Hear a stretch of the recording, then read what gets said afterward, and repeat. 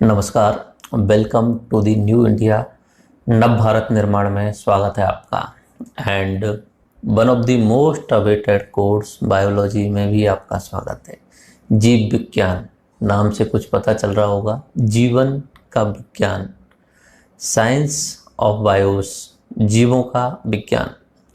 हम स्टार्ट कर रहे हैं जीव विज्ञान, और उसमें आज हम इंट्रो के रूप में बेसिक सारी चीज़ें समझने वाले हैं कि क्या है जीव विज्ञान, कौन कौन सी इसकी ब्रांचेज हैं और हम किस किस तरीके से इसमें पढ़ने वाले हैं, मोस्टली क्यों पढ़नी चाहिए।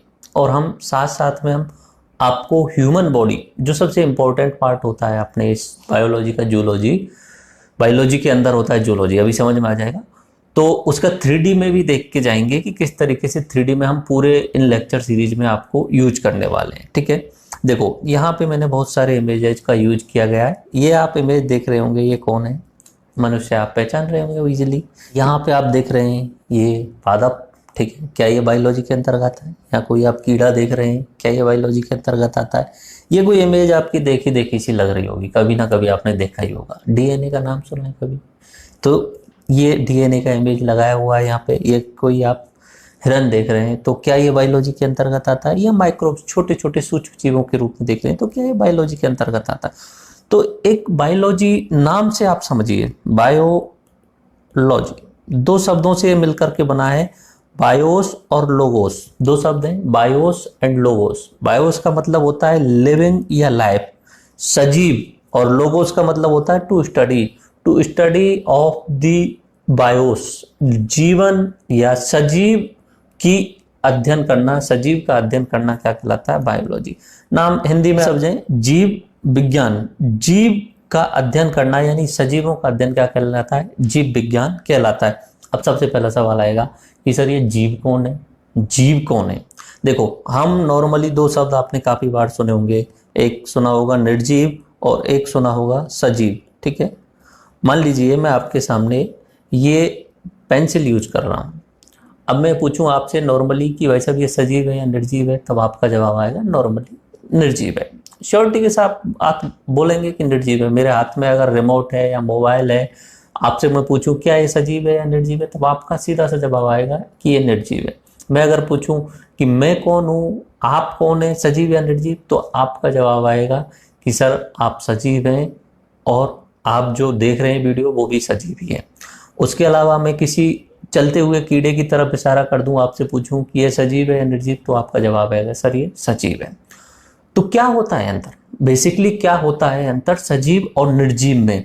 ठीक है, तो सजीव के लिए बेसिक चीजें होती हैं। मैं जैसे मेरी तरफ से शुरुआत करता हूं कि बाकी चीजों में और मुझ में क्या अंतर हो रहा है, निर्जीव में और सजीव में क्या अंतर होता है।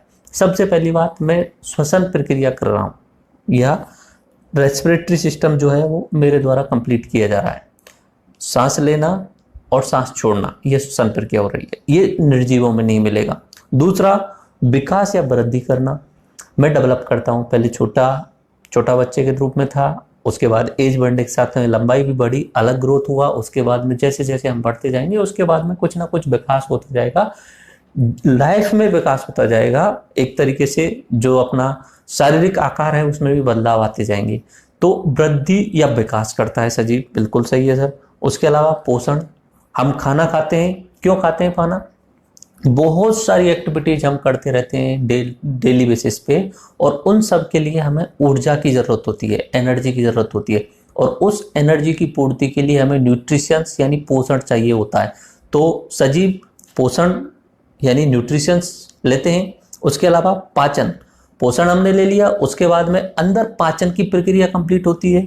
पाचन की प्रक्रिया का पूरा सिस्टम है, पाचन तंत्र है, तो वो पाचन तंत्र होता है। उसके अलावा उत्सर्जन, जो चीजें पच नहीं पाती हैं उन्हें हमारा शरीर बाहर निकाल देता है, ये उत्सर्जन होता है। और उसके अलावा प्रजनन, यानी हम जब ये दुनिया छोड़ के चले जाते हैं तो उससे पहले हमारा रिप्रोडक्टिव कुछ ना कुछ नया वंश बना के चले जाते हैं, ये होता है प्रजनन। यानी मानव जाति ने ये शुरू से करता आ रहा है, तो ये प्रजनन।